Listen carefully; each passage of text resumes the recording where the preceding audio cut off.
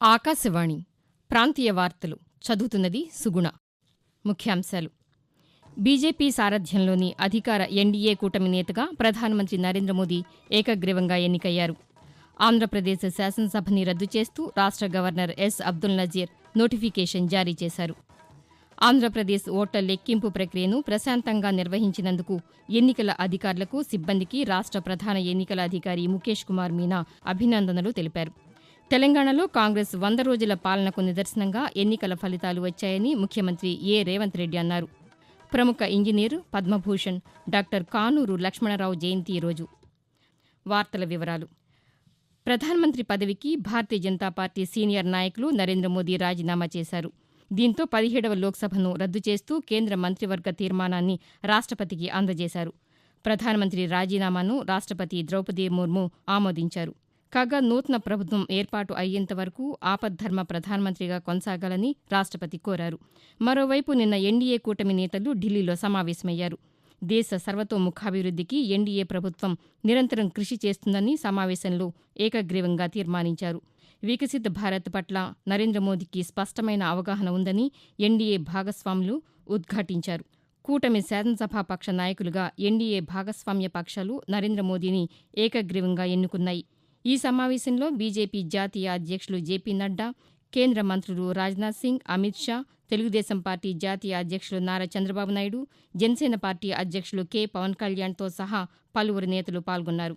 అలాగే లోక్సభ ఫలితాల్లో కాంగ్రెస్ పార్టీ నేతృత్వంలోని ఇండియా కూటమి 234 స్థానాల్లో గెలుపొందగా ఫలితాలపై ఇండియా కూటమి నేతలు కూడా గత రాత్రి ఢిల్లీలో సమావేశమయ్యారు. ఆంధ్రప్రదేశ్ శాసనసభను రద్దు చేస్తూ రాష్ట గవర్నర్ అబ్దుల్ నజీర్ నోటిఫికేషన్ జారీ చేశారు.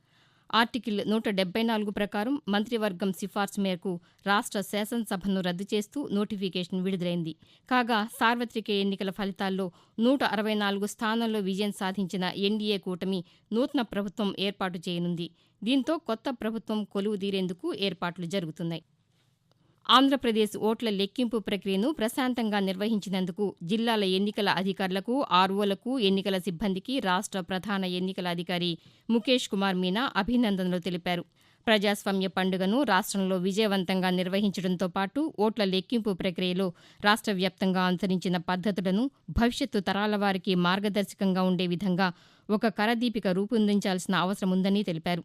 ఈ నేపథ్యంలో జిల్లాల వారీగా అనుసరించిన వినూత్న పద్దతులను కేంద్ర ఎన్నికల సంఘం దృష్టికి తీసుకువెళ్లేందుకు 3 రోజుల్లోగా రాష్ట ఎన్నికల సంఘం కార్యాలయానికి నివేదికలు పంపాలని కోరారు.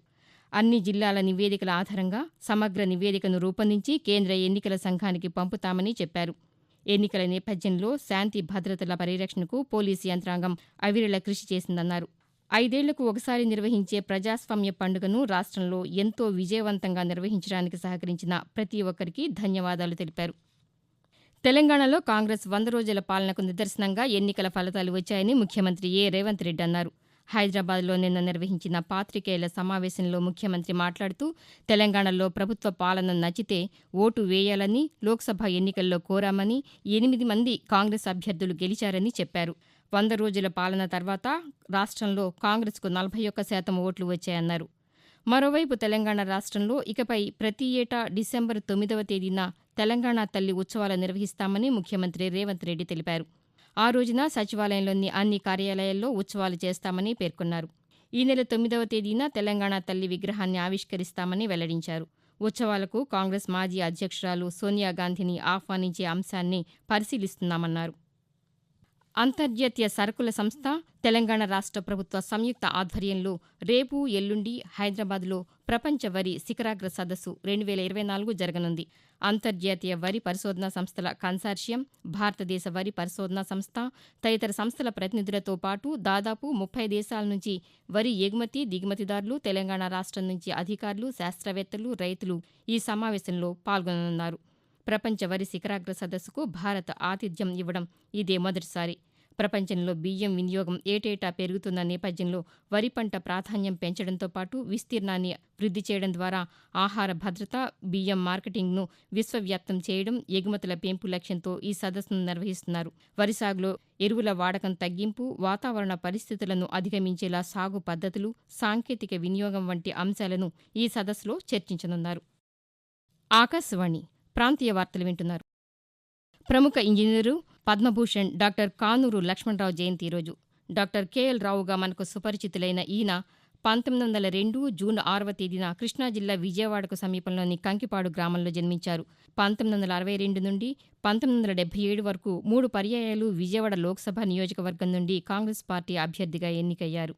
ఈయన జవహర్లాల్ నెహ్రూ, లాల్ బహదూర్ శాస్త్రి, ఇందిరాగాంధీల మంత్రివర్గంలో 10 సంవత్సరాల పాటు కేంద్ర నీటిపారుదల, విద్యుత్ శాఖ మంత్రిగా పనిచేశారు. నాగార్జున సాగర్ బహుళార్థ సాధక ప్రాజెక్టు రూపకల్పన చేసినది కెఎల్ రావే. ఇంజనీరుగా ఈయన చేసిన విశిష్ట సేవలకు గుర్తింపుగా 3 పర్యాయాలు రాష్ట్రపతి పురస్కారం లభించింది. ఆంధ్రప్రదేశ్ ప్రజలు ఎన్నికల ఫలితాలతో కూటమిపై గొప్ప బాధ్యతను అప్పగించారని తెలుగుదేశం పార్టీ జాతీయ ప్రధాన కార్యదర్శి నారా లోకేష్ అన్నారు. నిన్న అమరావతిలో ఎన్నికల్లో గెలుపొందిన టీడీపీ శాసనసభ్యులు, పార్లమెంటు సభ్యులతో ఆయన సమావేశమయ్యారు. ఈ సందర్భంగా లోకేష్ మాట్లాడుతూ గెలుపొందిన అభ్యర్థులు ప్రజల పట్ల బాధ్యతతో పనిచేయాలని సూచించారు. పాదయాత్రలో ఇచ్చిన హామీల ప్రకారం ప్రతి సమస్యను నెరవేరుస్తామని చెప్పారు. కర్నూలులో వలసలను అరికట్టాలని, పల్నాడు, ప్రకాశం జిల్లాల నీటి ఎద్దడిని నివారించేందుకు చర్యలు తీసుకుంటామని లోకేష్ పేర్కొన్నారు.